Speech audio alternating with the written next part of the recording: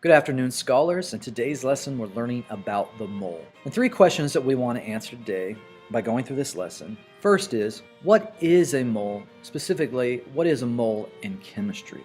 Also, we want to learn what makes the mole so important. In other words, what are some relationships that the mole has with other aspects of chemistry? And finally, we want to learn how to calculate molar mass, something that's going to be very important in this unit and beyond.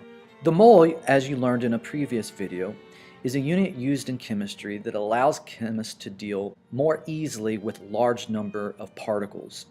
The mole, given by the unit mol, is officially defined as the amount of any substance that contains the same number of particles as there are atoms in 12 grams of pure carbon. Another way to put that is 1 mole of anything is exactly 6.02 times 10 to the 23rd of that thing. Or if I have 1 mole of roses, I have 6.02 times 10 to the 23rd roses, or a whole bunch of roses. Now, this number, 6.02 times 10 to the 23rd, is a very important number, and it's called Avogadro's number, and is given by the symbol capital N, lowercase a. Now, the reason why the mole is so important in chemistry is because of its relation to many other things. For instance, 1 mole is equal to 6.02 times 10 to the 23rd particles. In addition, 1 mole of any type of gas has a volume of 22.4 liters, provided that gas is at STP, and I'll talk more about what STP means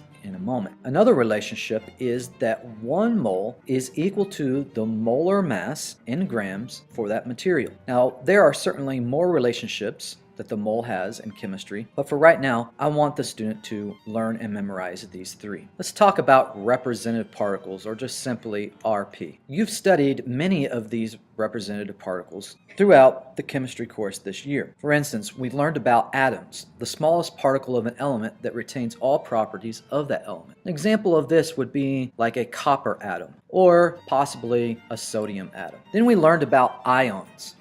An ion is just simply an atom or a bonded group of atoms that has a positive or negative charge. So anything that has a positive or negative on it is an ion. So possibly a chloride ion or the carbonate ion. Molecules is a neutral particle where 2 or more atoms are covalently bonded. This would be all of your diatomics, O2, Br2, and could also include water. Another representative particle is isotopes. Isotopes are atoms of the same element with different number of neutrons. Remember, isotopes are always written with their mass number. So you could have carbon-12, or you could have carbon-14 as 2 examples of isotopes of carbon. And lastly, remember that the chemical formula of all ionic compounds is known as a formula unit, and it represents the simplest ratio of ions in a crystal lattice. In other words, the pattern that's repeated within the crystal. So examples of this would be just simply ionic compounds like magnesium chloride or sodium chloride.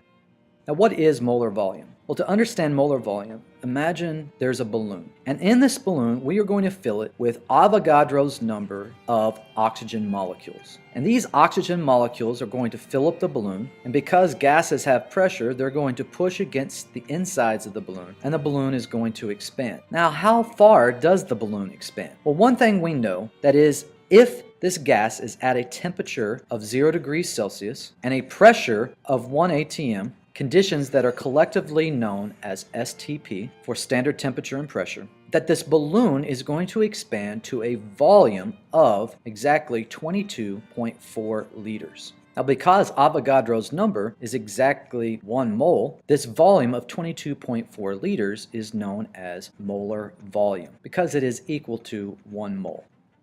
Finally, let's talk about molar mass. To understand molar mass, imagine that we were able to fit a mole of iron atoms in a bag. And say that we wanted to find the mass of that bag. Well, we would put it on a scale. Now, what would that scale read? Well, the value of the scale would be 55.85 grams. And because this is the mass of 1 mole of iron, we can say that iron has a mass of 55.85 grams per mole. Now, something special about this number, 55.85, is its relation to the periodic table. If we look at iron's square on the periodic table, we notice that written there for the average atomic mass is also 55.85. Now in Unit 2, when we were studying about atomic structure, we learned that this 55.85 was the average atomic mass for an iron atom and was measured in AMUs for atomic mass units. Well, now we see that this same 55.85 tells us something else about iron. It also gives us iron's molar mass. So for every element on the periodic table, its average atomic mass is also its molar mass in grams per mole.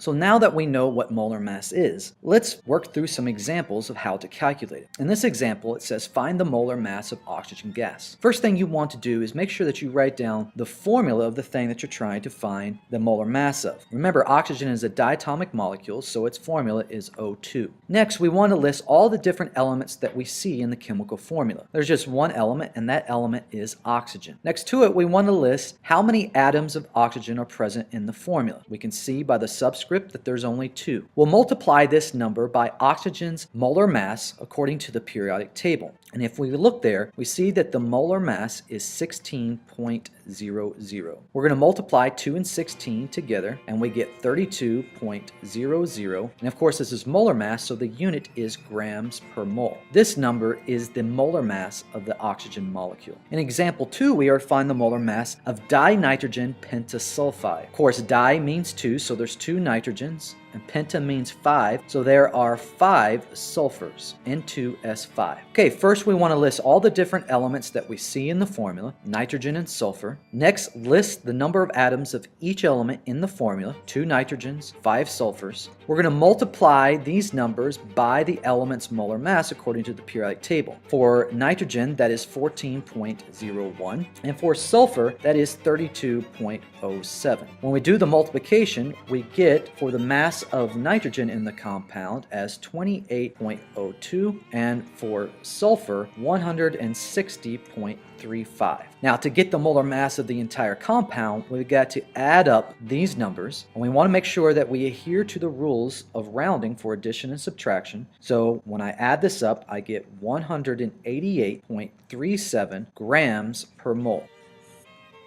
For our final example, we are to find the molar mass of magnesium hydroxide. Formula for magnesium hydroxide is Mg parentheses OH parentheses 2. I'm going to list all the different elements that I see in this compound: magnesium, oxygen, and hydrogen. Next, I want to list the number of atoms of each element in the formula. I see 1 magnesium. There's 1 oxygen inside the parentheses, but the 2 on the outside means that I really have 2 oxygens in this compound. And the same goes for the hydrogen. 1 hydrogen inside the parentheses times 2 means that there's 2 hydrogens. I'm going to multiply these numbers by the element's molar mass from the periodic table. For magnesium, that's 24.31. For oxygen, that is 16.00. And for hydrogen, that's 1.008. Next, I want to multiply the numbers out. I get 24.31 as the molar mass of magnesium. I get 32.00 as the molar mass for oxygen. And I get 2.016 as the molar mass of hydrogen. To get the molar mass of the entire compound, I'm going to add up these values and round, and I get 58.33 grams per mole. For my internet audience, if you have any questions, my contact information is provided. For my students in class, write down any questions that you have to share in class. Thank you for watching and have a great day.